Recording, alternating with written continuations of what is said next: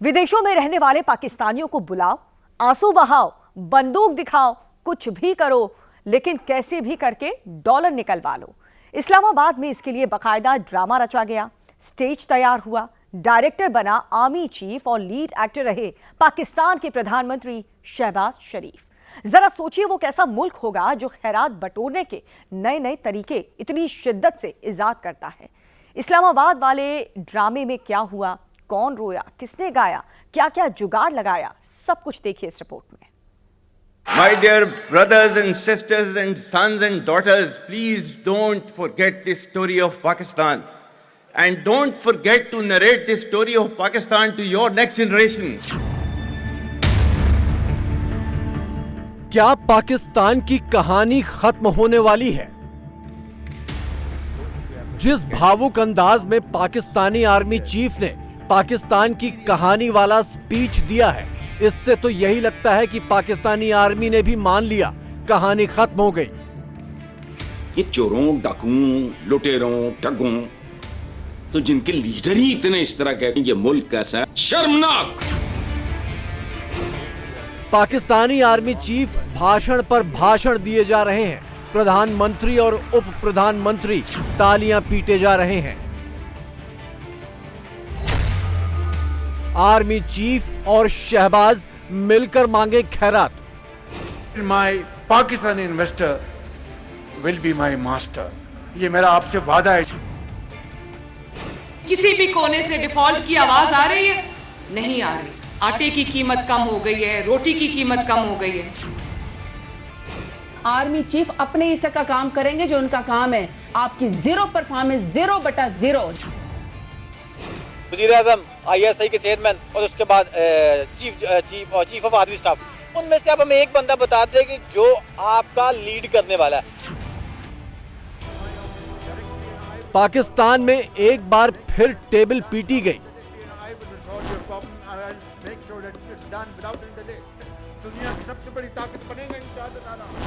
एक बार फिर जोश की बाढ़ आ गई क्योंकि खैरात की नई आस आ गई।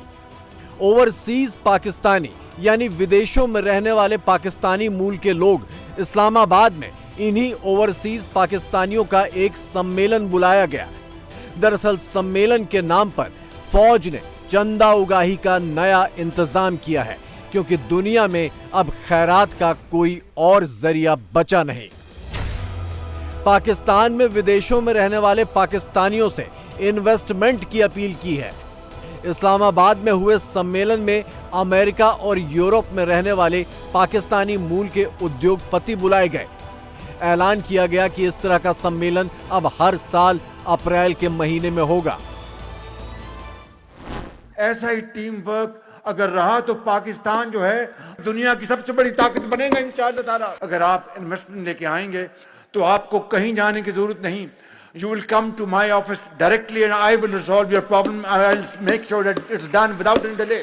अपनी इन्वेस्टमेंट लेके आए तो मैं और मेरी कैबिनेट आपको यकीन दिलाते हैं कि my investor and particularly my Pakistani investor will be my master. There will be no red tapism, there will be red carpet for you इंशाअल्लाह, ये मेरा आपसे वादा है। विदेशों में रहने वाले पाकिस्तानियों से सबसे पहले शहबाज शरीफ ने खैरात मांगी।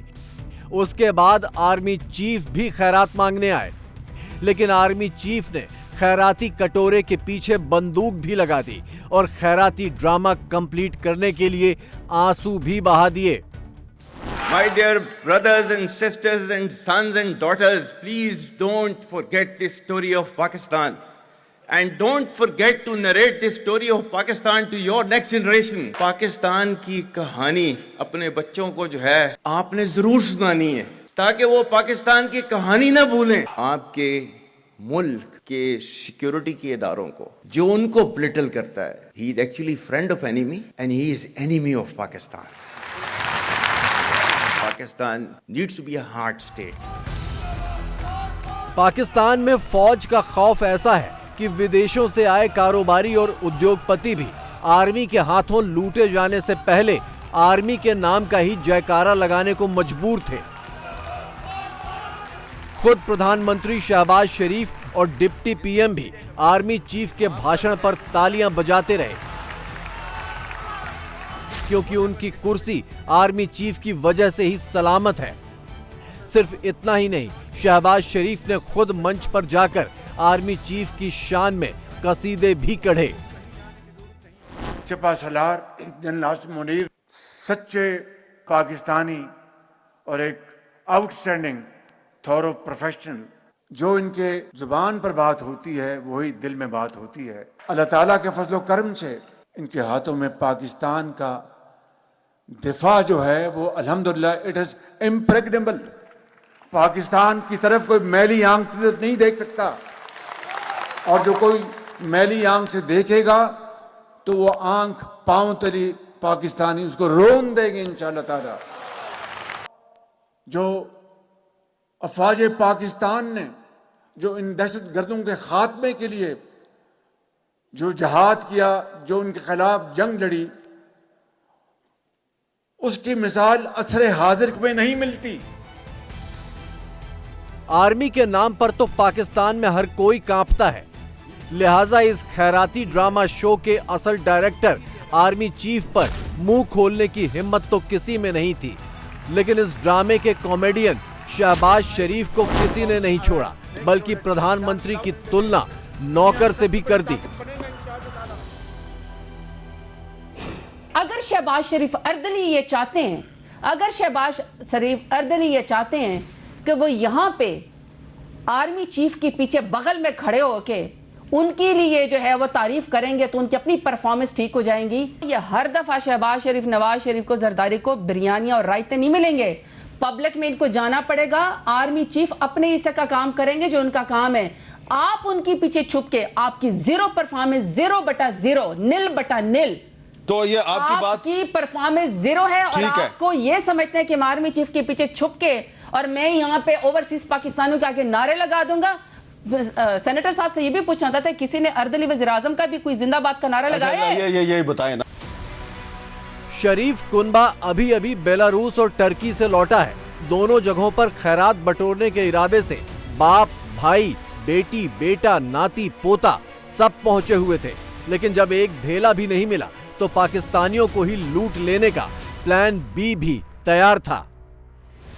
उधर इस्लामाबाद में चाचा ने इन्वेस्टमेंट के नाम पर आर्मी चीफ के साथ ड्रामा सजाया, तो इधर लाहौर में भतीजी मरियम ने इकोनॉमिक डेवलपमेंट और महंगाई काबू में होने का फर्जी बैंड बजाना शुरू कर दिया। जब आवाम का ख्याल करने वाले लोग आए हैं तो आप देखो 1 साल के अंदर अंदर पाकिस्तान के अल्लाह ताला के फजलो करम से हालात बदल गए। जब हम इक्तदार में आए थे तो क्या बात हो रही थी कि पाकिस्तान डिफॉल्ट कर जाएगा। आज डिफॉल्ट की बात कहीं से हो ही नहीं रही। किसी भी कोने से डिफॉल्ट की आवाज आ रही है? नहीं आ रही। और आज क्या खबर आ रही है कि रेटिंग एजेंसीज ने पाकिस्तान की जो रेटिंग है वो हर आने वाले दिन के साथ वो बेहतर हो रही है। और आप देखो कि साथ साथ महंगाई भी कम हुई है। 38% से पॉइंट समथिंग पे महंगाई का आ जाना ये कोई छोटी बात नहीं है। और हमेशा महंगाई का वो जिन है जो एक दफा बोतल से निकल जाए वो उसके बाद दोबारा बंद नहीं किया जा सकता। लेकिन अल्लाह ताला का फजल देखो और शहबाज शरीफ साहब की कोशिश देखें, नवाज शरीफ साहब की हुकूमतों की कोशिश देखें कि आज महंगाई जो है वो कम तरीन सतह पे है पिछले कई सालों में। और बिजली की कीमतें बढ़ती सुनी है, कम होती नहीं सुनी कभी। अभी अभी शहबाज शरीफ आज ने 7.5 रुपए जो है वो बिजली की कीमतों में कमी अनाउंस की।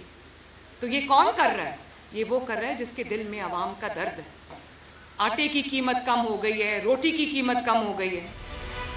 पाकिस्तान में आटा अभी भी 170 रुपए किलो है, बिजली अभी भी 32 रुपए प्रति यूनिट है, पेट्रोल अभी भी 255 रुपए प्रति लीटर है, दूध अभी भी 210 रुपए प्रति लीटर है, अंडे का रेट अभी भी 300 रुपए दर्जन है। लेकिन नवाज की बेटी मरियम कह रही हैं कि जब से उनका खानदान सत्ता में आया तब से पाकिस्तान में सब चंगा है। हुकूमती दावे ये हैं कि महंगाई में बहुत ज्यादा कमी आ रही है, मुसलसल महंगाई नीचे आ रही है। लग रहा है आपको कुछ? नहीं झूठ है भाईजान, झूठ है। कस्टमर का वेट कर रहे हैं हम इस वक्त खड़े होकर ना। यानी आज भी कस्टमर का वेट किया जा रहा है कि कस्टमर आएगा। कस्टमर को जाहिर है पहुंच ही नहीं है कस्टमर की, तो क्या करेंगे? महंगाई कम हो गई है। कौन कह रहा है? इधर 70 100+ लड़के खड़े हुए हैं, किसी से भी पूछ लें आप कि कौन कह रहा है कि महंगाई कम हो गई है।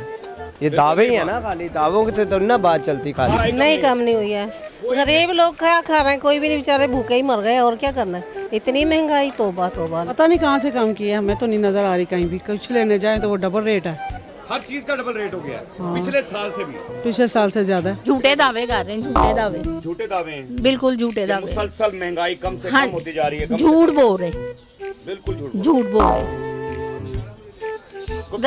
रत्ती भर भी सच्चाई नहीं है इसमें। क्या लगता है आपको, कोई महंगाई कम हो गई? नहीं, महंगाई कम नहीं हुई, बल्कि हमारी गुंजाइश से ज्यादा हो गई है। जो हम अपना एक बजट बना के लेके आए उससे ज्यादा ओवर हो गया। पाकिस्तान की आबादी करीब 24 करोड़ है। 2023 में पाकिस्तान के हर शख्स पर 2,71,000 रुपए विदेशी कर्ज था। 2024 में बढ़कर प्रति व्यक्ति विदेशी कर्ज 3 लाख रुपए से भी ज्यादा हो गया, जबकि पाकिस्तान में अनुमानित औसत आय 20,000 रुपए महीना है। फौज और सरकारें मिलकर कर्ज पर कर्ज लिए जा रहे हैं, जिसे टैक्स की शक्ल में चुकाना आम पाकिस्तानी को है।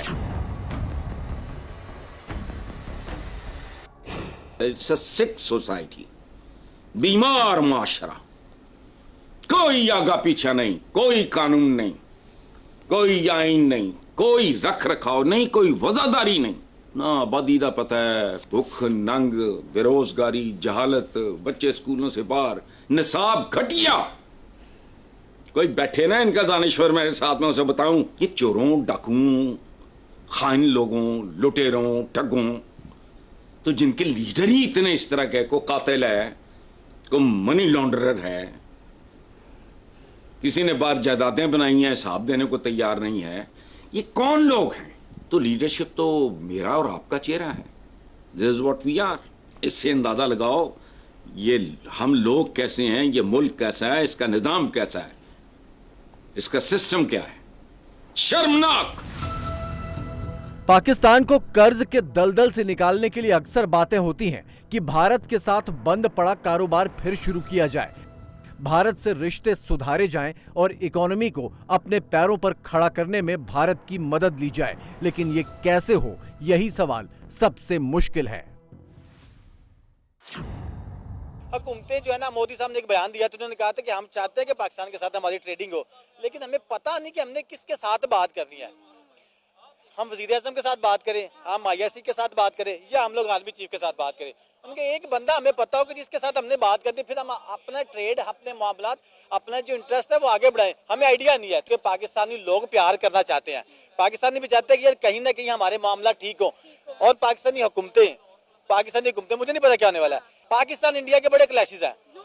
पाकिस्तान इंडिया नहीं जा रहा, इंडिया पाकिस्तान नहीं आ रहा है, ये हमारा दुश्मन। भाई दोगलापन छोड़ो ना, फिर जब आप दुश्मन समझते कि दुश्मन फिर बनो, फिर आप हाथ में लाने के लिए, एक सेल्फी लेने के लिए क्यों तड़प रहे हैं। मैंने आपको 100 बातों की एक बात बता दी कि उन्होंने कहा कि भाई आप 3 बंदे आप कह रहे हैं, वज़ीर-ए-आज़म, ISI के चेयरमैन और उसके बाद चीफ ऑफ आर्मी स्टाफ, उनमें से आप हमें एक बंदा बता दें कि जो आपका लीड करने वाला है, उसके साथ हम बैठ के बात करें, जो हमारे मामलात है वो टेबल टॉक करें, उसके बाद हम आगे बढ़ें। लेकिन आपको पता है कि यहाँ पे क्या है, यहाँ पे 3 बंदे हैं, एक चीज को संभाला, दूसरा दूसरी को, तीसरा तीसरी को, जब कोई एक नीचे आ जाता है तो धड़ल से कुम्मत जो है वो गिर जाती है। ये वाले मामला।